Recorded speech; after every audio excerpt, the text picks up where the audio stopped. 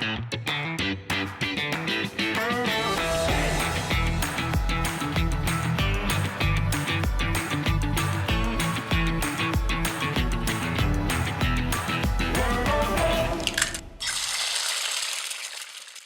thank you very much for joining me at the Junction 23 truck stop and for agreeing to answer commercial motor reader questions. Thank you. We've got quite a few for you, and some of them are a bit nasty, but we'll see how we get on. Right, this is quite a good one. When you get ready for work in the morning, you no doubt look in a mirror. How would you feel if someone replaced that mirror with a camera and a screen? Yeah, I guess I see where this is going to.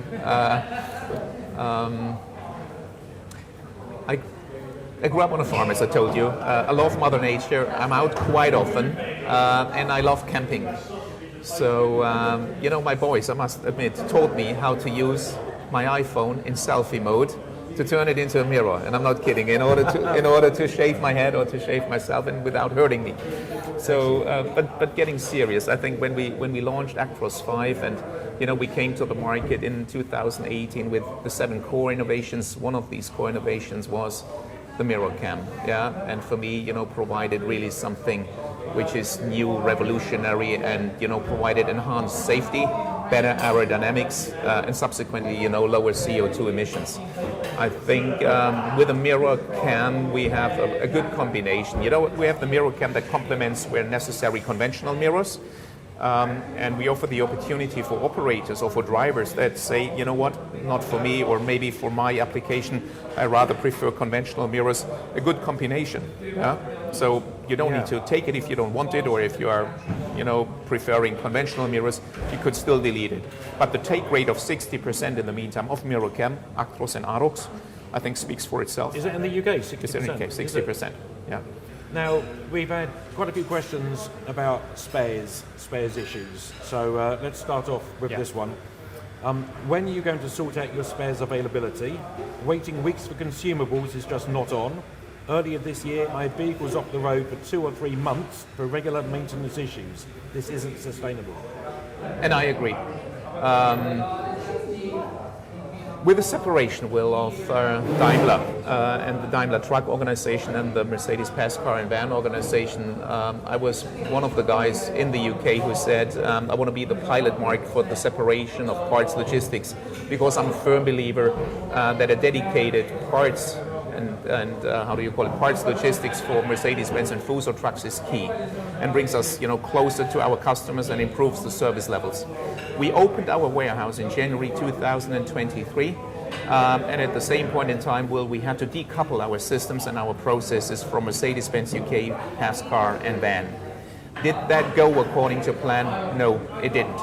We had hiccups in the process, in the warehouse management systems, and we had human error, which basically caused problems in the parts supplied to dealers. The stock levels became low, and it led to a situation where we didn't, serve our customers to the level they rightfully can expect.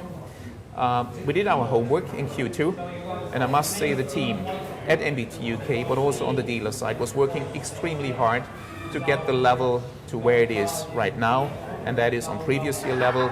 Now we are back on track, but I admit and I agree, the first quarter in particular was significantly below the level customers rightfully demand and expect. Yeah.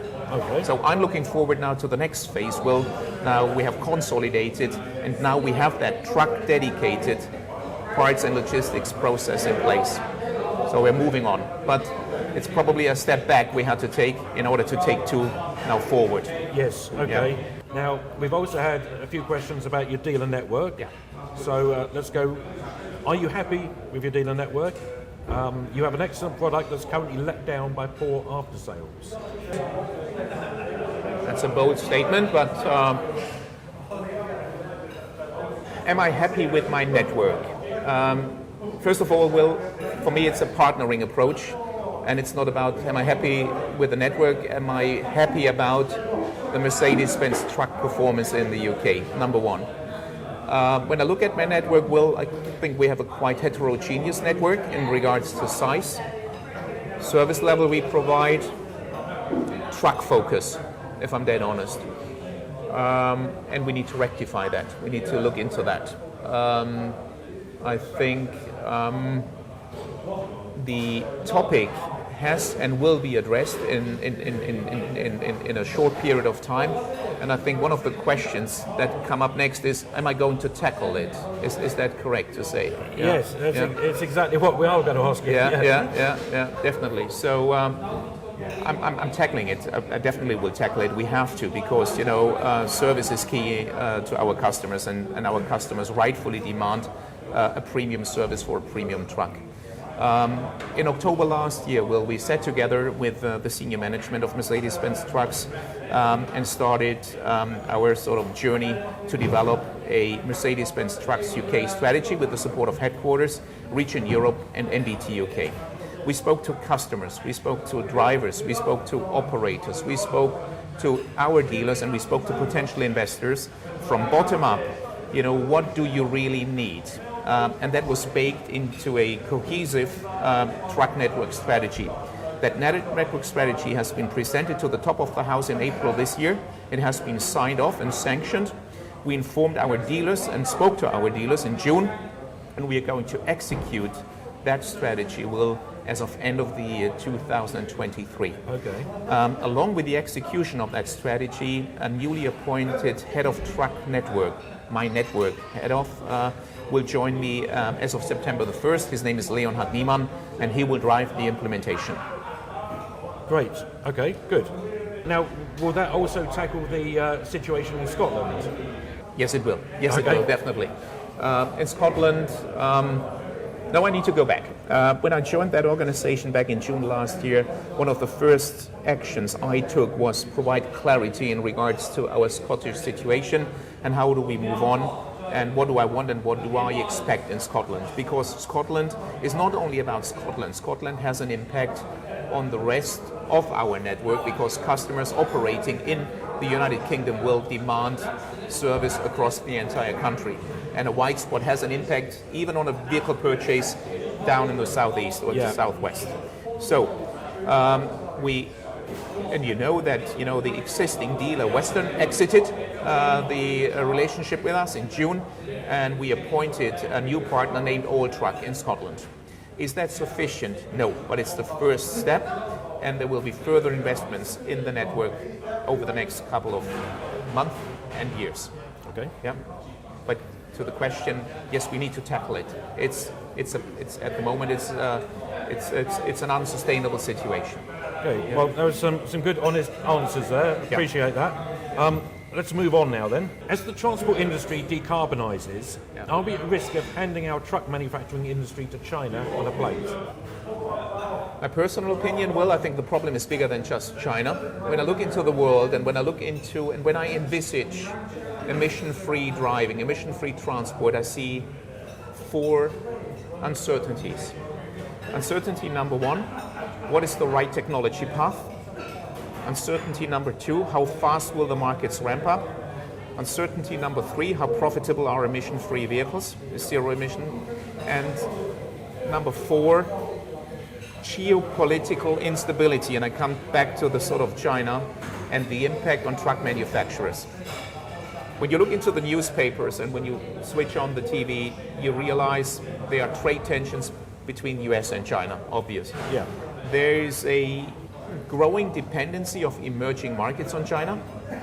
There's a race to build up technology know-how. There's protectionism.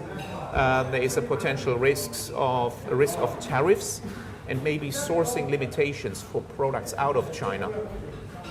And therefore, I think the answer is, for me, well, as a manufacturer, we need to balance.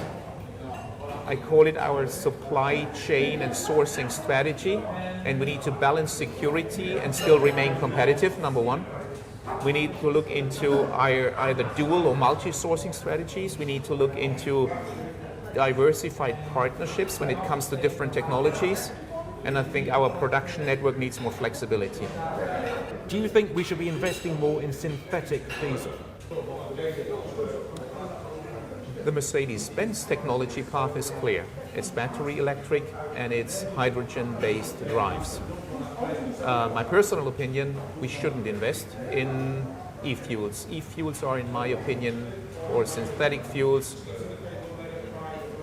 are quite difficult to produce, topic number one, or expensive in production.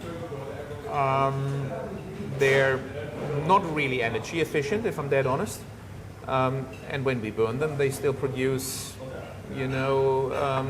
carbon dioxide emissions, and that heats up the planet. So I would say, no, we shouldn't invest. Okay, you'll be pleased to know this is the last one. No problem. You have to put your thinking hat on for this one. Yeah. How long does the diesel engine have left, in your opinion?